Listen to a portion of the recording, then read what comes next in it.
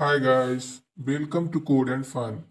Today we are discussing about how can we create a calendar using simple Python code.